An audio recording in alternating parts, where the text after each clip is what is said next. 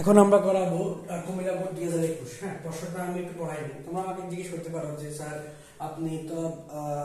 আপনি কাজ ক্ষমতা শক্তির 2022 সালের বোর্ডটা শেষ করে 2021 সালের বোর্ডে চলে গেছেন কেন? তো আমাদের আজকের ভিডিও রেকর্ডে হ্যাঁ একটা ম্যাথগুলো একটু বড় বড় ছিল, তো আমি একটু বাছাই করে একটা ছোট ম্যাথ নিয়ে এনেছি যাতে আমরা আজকে 3টে ভিডিও আপলোড করতে পারি অন্তত। ওকে, তো দুইটা ভিডিওটা একটু লেন্থি ছিল, কারণ এটা শর্ট করার জন্য, কারণ আমি দেখছি প্রশ্নটা একটু সহজ ছিল, অতিরিক্ত সহজ থেকে আমি এটা দিয়ে দিয়েছি। তো দেখো প্রশ্নটা বোঝা, 30 মিটার উঁচু একটি দালানে ছাদের উপর বসে থাকা অবস্থায় হঠাৎ ঠিকপাতের হাত থেকে একটি বল পড়ে গেল। হ্যাঁ, বল পড়ে গেছে। একই সময়ে একজন সাদিক নামে একজন 10 মিটার পার সেকেন্ড থেকে 0.2 গ্রাম ভরে একটি পাথরকে উপরের দিকে ছুড়ে দিতে হচ্ছে। সর্বোচ্চ উচ্চতার পাথরটি, তার মানে সেকেন্ড পার্টের পাথরটি বিভব কত নির্ণয় করো। কারণ আমরা পাথরটির ক্ষেত্রে খেয়াল করো, পাথরটির ক্ষেত্রে তোমার আদিবেগ কত? আদিবেগ দেওয়া আছে u = 10 মিটার পার সেকেন্ড। হ্যাঁ, 10 মিটার পার সেকেন্ড। হ্যাঁ, এবং ভর দেওয়া আছে, ভর কত? ভর m = 0.2। এটাকে তুমি গ্রাম, এটাকে 1000 দ্বারা ভাগ করতে হবে। 0.2 কে 1000 দ্বারা ভাগ করলে কত বাইরে? 0.2 ভাগ 1000। 0.2 ভাগ কত?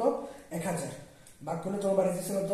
2 × 10⁻⁴ কেজি। 2 × 10⁻⁴ কেজি। আমি আর কিছু জানি না, তবে জানি শেষ বেগ 0 হবে, কারণ একটা সময় তো পাওয়ারটা থামিয়ে যাবো, সেই 0 মিটার পার সেকেন্ড। আর সর্বোচ্চ সূত্র জানি না, তা আমরা তো একটা সূত্র জানি, h = ut - ½ gt²।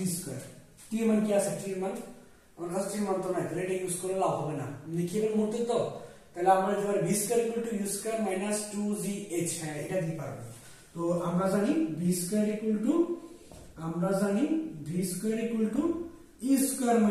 2gh। তো এখানে v এর মান 0 এর উপর স্কয়ার, আদিবেগ কত? আদিবেগ 10, 10 এর উপর হোল স্কয়ার মাইনাস 2 * g এর মান কত? 9.8 * উচ্চতার মানটা বের করতে চাইতেছি। সর্বোচ্চ উচ্চতা বলছো তো, সর্বোচ্চ উচ্চতা কত আমার বের করতে হবে? 100 বিয়োগ এটা গুণ করলে 9.8 এর সাথে 2 গুণ করলে কত বাইরে দিব? গুণ করলে তোমার বাইরে হচ্ছে 19.6 h। তো আমরা এখান থেকে মাইনাসটা পাশে নিয়ে আসলে 19.6 h = কত? 100। 19.6 এটা গুণ আকারে আছে, এর পাশে এটা কি হয়ে যাবে? ভাগ আকারে। তো ভাগ করে দাও, ভাগ করে দিলে কত বাড়ি দিছে? h এর মান 100 ভাগ 19.6 ভাগ করলে কত বাড়ি দিছে? 5.10 বা 102 মিটার সর্বোচ্চ উচ্চতা হবে। তো আমাদের সর্বোচ্চ বিভব শক্তি, তো আমরা জানি বিভব শক্তি EP = কত? mgh। তো বিভব শক্তি EP = mgh। হ্যাঁ, তো mgh এর মান কত? এর মান হচ্ছে যে এখানে লেখা আছে 2 × 10⁻⁴, আমি লিখলাম 2 × 10⁻⁴, g এর মান 9.8 ইনটু উচ্চতা কত? উচ্চতা হচ্ছে 5.102 মিটার। হ্যাঁ, তো গুণ করো 2 × 10⁻⁴, তারপর এর সাথে 9.8 গুণ করবা, তার সাথে 5.10 তোমরা ডিস্টার্ব করতেছে রে। 2 × 10⁻⁴ ক্লিক করলে মুছে দিতেছে, গুণ 9.8 গুণ 5.102। হ্যাঁ, এবার আসছে 9.9 গুণ 10⁻³ শক্তি কি জুল। সো এটা হয়ে গেছে শেষ। আমাদের সর্বোচ্চ শক্তি কত নির্ণয় করা হয়ে গেছে। এরপরে বলছে ভূমি স্পর্শ করার পূর্বে পাথর ও বলের মধ্যে কোনো সংঘর্ষ হবে কিনা। আমরা দেখি যে পাথর এটা পড়তে কতটুকু সময় লাগে আর বলটা তোমার বলটা পড়তে কতটুকু সময় লাগে। পাথরটা তো দুইবার, পাথরটা উঠবে আবার নামবে, তো বিচলনটা বের করবো পাথরের। তার আগে আমি বলটা বের করেছি, তো বলটা শূন্যকে দেওয়া আছে, তাহলে বলের ক্ষেত্রে কতটুকু সময় লাগে দেখি। বল যেহেতু একজন ব্যক্তি নিয়ে বসে ছিল, আদিবেগ 0 মিটার পার সেকেন্ড ছিল এবং উচ্চতা ছিল কত মিটার? 30 মিটার। তার হাত থেকে পড়ে গেছে, আর কিছু জানি না, জি এর মান 9.8 মিটার পার সেকেন্ড স্কয়ার। এখন আমার বের করতে হবে সময়টা। হ্যাঁ, তাহলে আমি যদি কি দিতে পারি বলতো, h = পরন্ত বস্তু, v = u + gt, এটা দিলে হবে না, শেষবেগ তো নাই আমার, তো v = u + gt। তারপর হচ্ছে h = ut + ½ gt²। এটা দিলে আমি সময় বের করতে পারবো। হ্যাঁ, এটা দিলে আমি সময় বের করতে পারবো। উচ্চতা দেওয়া আছে, তাহলে আমরা জানি h = ut + ½ gt²। উচ্চতার মান 30, আদিবেগ 0 * t + ½ * g এর মান 9.8 ইন্টু টি স্কোয়ার, ভাগ করলে বার হচ্ছে কত 4.9। তো এখানে 30 আছে ইকুয়াল টু 4.9 টি স্কোয়ার, 4.9 গুণ আকার আছে, এপাশে গেলে কি হয়ে যাবো ভাগ আকারে। তাহলে 30 রে 4.9 দ্বারা ভাগ করবে, 30 রে তুমি কি করবা 4.9 দ্বারা ভাগ করবা, তাহলে 30 ভাগ 4.9, 30 ভাগ 4.9 ভাগ করলে কত বার হইতেছে তোমার টি স্কয়ার মানটা কত বার হইতেছে 6.12244। হ্যাঁ, তো এখান থেকে স্কয়ারটা পাশে গেলে কি হয়ে যাবে রুট 6.12244, রুট দিলে কত বার হইতেছে তোমার কি মানটা, রুট দিয়ে आंसर ক্লিক করলে তোমার বার হইতেছে 2.47 সেকেন্ড। এটা হচ্ছে বল পড়তে সময় লাগে, বলটা নিচে পড়তে এতটুকু সময় লাগে। এখন পাথরটার ক্ষেত্রে পাথরটার বিচলনকাল কত বের করতে হবে। আমি লিখবো পাথরের ক্ষেত্রে, পাথরের ক্ষেত্রে তোমার আদিবেগ কত ছিল, পাথরের ক্ষেত্রে আদিবেগ ছিল 10 মিটার পার সেকেন্ড। তাহলে আদিবেগ ছিল 10 মিটার পার সেকেন্ড। হ্যাঁ, আদিবেগ ছিল 10 মিটার পার সেকেন্ড, শেষ বেগ ছিল তোমার 0 মিটার পার সেকেন্ড, কারণ পাথরটা একটা সময় পড়ে যাবে, শেষ বেগ প্রাপ্ত হবে।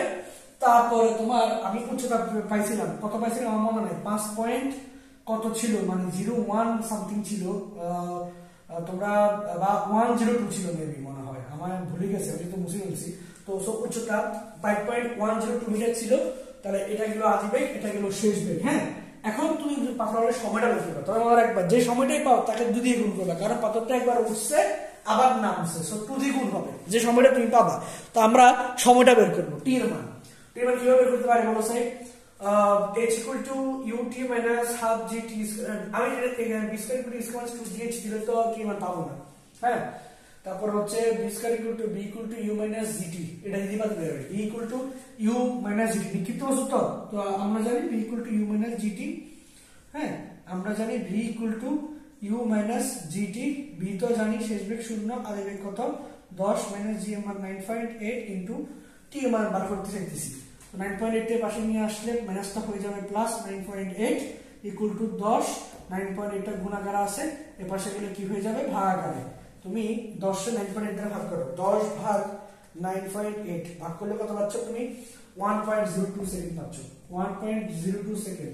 সুতরাং বিচলনকাল মানে ওই যে পাথরটা পড়ছে এবং নামছে, এটাকে তুমি 2 দ্বারা গুণ করবা। হ্যাঁ, তো গুণ করলে কত সেকেন্ড পাচ্ছ, 2 দ্বারা গুণ করলে কত সেকেন্ড পাচ্ছ, তুমি পাচ্ছ 2.04 সেকেন্ড, 2.04 সেকেন্ড। তাহলে এই পাথরটা পাথরটা উঠবে নামতে সময় লাগে 2.04 সেকেন্ড, আর আমার বল এটা ফোরতে সময় লাগে 2.47 সেকেন্ড। দেখো তফাৎটা কিন্তু এখানে, এই যে 2.4 2.0, সো এটা আগে উঠে আগে পড়ে যাবে, আর এটা পরে আসে পড়বে। সো এদের বলছে ভূমি স্পর্শ করা পূর্বে যে কোনোই সংঘর্ষ হবে না, একমাত্র ভূমিতে আসে সাথে একটা বাড়ি ফেলে রাখতে পারে। ঠিক আছে, হ্যাঁ, তাহলে ভূমি স্পর্শ করার পূর্বে পাথর এবং বলের মধ্যে কোনো সংঘর্ষ হবে না, বুঝা গেছে। আমরা যদি আমি দেখতেছি আসলে মূলত আমি বলি আমার আমি প্রাইভেট পড়ানোর অভিজ্ঞতা হচ্ছে 5.5 বছর। ঠিক আছে, হ্যাঁ, 5.5 বছর সামথিং বা 5 বছর হবে, 2019 সাল থেকে আমি প্রাইভেট পড়ানো শুরু করছি। সো এটা মূলত এই ক্লাসগুলো করার উদ্দেশ্য হচ্ছে যে আমার একটা স্টুডেন্ট আছে, সে অনলাইনে আমার কাছে ক্লাস করে, সো তার উদ্দেশ্য এগুলো করা। তো সো আমি ইউটিউবে ভিডিও ছাড়ার পরে অনেকে আমাকে জিজ্ঞেস করতেছে আর কি যে স্যার আপনি ক্লাস করাচ্ছেন, হ্যাঁ, বা কি সিরিয়াল ওয়াইজ করাচ্ছেন, আমাকে মেইল করে, ডিরেক্টলি মেইল করে। অনেক স্টুডেন্ট যারা বা জিমেল সম্পর্কে ভালো ধারণা রাখে বা অত্যাধুনিক প্রযুক্তির সাথে ভালো ধারণা রাখে, তারা আমাকে মেইল করে। হ্যাঁ, এবং মাঝে মাঝে আমাকে জিজ্ঞেস করে আপনি কিসে পড়েন, হ্যাঁ, মেইল করে করে জিজ্ঞেস করে। সো 2-1 জিজ্ঞেস করছেন হয়তো, তা আমি এটা আগে ক্লিয়ার করে নিই।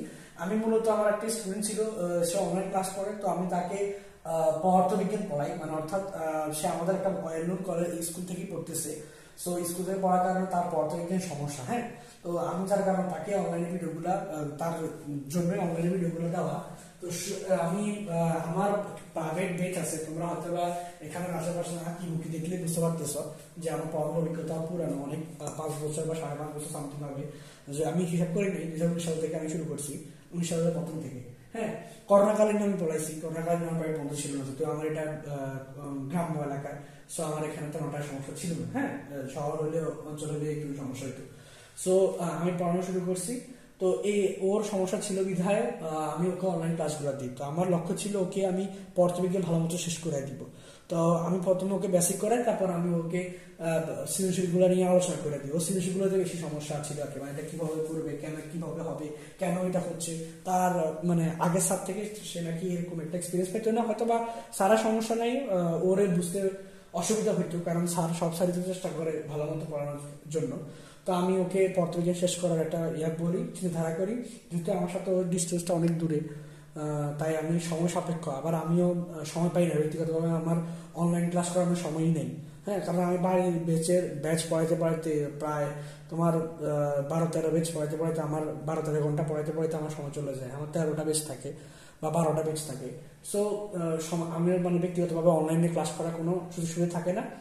তো আমি তাকে চিন্তা করতেছি যে তাকে থিওরি পড়াবো, তো আমি দ্বিতীয় অধ্যায় যেটা ওটা তাকে অফলাইনে পড়াই ফেলি। এরপরে যেটা আমার থেকে দূরত্ব মনে হচ্ছে, ডিস্টেন্স মনে হচ্ছে, তাই আমি তৃতীয় অধ্যায় থেকে তাকে অনলাইনে পড়ানো শুরু করি। হ্যাঁ, তো তার ভিডিওগুলোই তোমাদেরকে আমি শেয়ার করতেছি। হ্যাঁ, সো যাদের ভালো লাগবে তারা আমাকে না বুঝলে কমেন্টে করবা। আমার উদ্দেশ্য এখানে অনলাইনে পড়ানো না, আমার উদ্দেশ্য ছিল ওকে পড়ানো।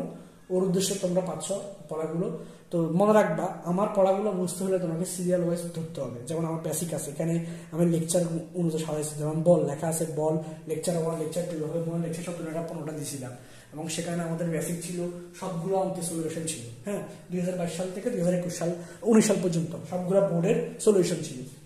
এখন আমরা করছি চতুর্থ অধ্যায়, কাজ ক্ষমতা শক্তি। হ্যাঁ, তো আমার স্টুডেন্টের সাথে আমার ডেইলি যোগাযোগ হয়, সে বলতেছে সে বুঝতেছে এবং ভালো মতো বুঝতেছে, আগের থেকে একটু বেটার বুঝতে, আরো ভালো বেটার বুঝতেছে। সো তোমরা বুঝতেছো কিনা আমাকে কমেন্ট করে জানাবে। আমি দেখতেছি অনেক স্টুডেন্ট আউটসাইডের আমার ভিডিওগুলো ভিউ করতেছে এবং আমাকে মেল করতেছে। আর আমার যোগ্যতা সম্পর্কে জানতে চাইলে, যদি আমি শুরু থেকে বলি, আমার ক্লাস 5-এ আমার পিএসসিতে আমার গোল্ডেন এ প্লাস সরকারি ভিত্তি ছিল। তারপরে তোমার ক্লাস 8-এ আমার তাও সেম A+ ছিল। ক্লাস 10-এ গিয়ে আমি সায়েন্স থেকে 4.72 পাই, এবং ইন্টারে আমি তোমার গোল্ডেন A+ পাই, আবারও সেম গোল্ডেন A+ পাই 2021 সালে।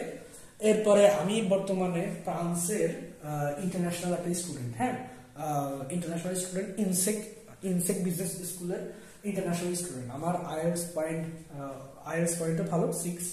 সো আমি এখন ইন্টারন্যাশনাল স্টুডেন্ট, এই কারণে আমি ওকে পড়ানোর সুবিধায় তোমাদেরকে ভিডিও দেওয়া। সো আশা করি যে আমাকে জিজ্ঞেস করতে আমি কিসে পড়ি, তাদের জন্য আমি এটা তথ্যগুলো দিয়ে দিলাম। আশা করছি আর কখনো মেল করে জানানোর প্রয়োজন বোধ হবে না। ঠিক আছে।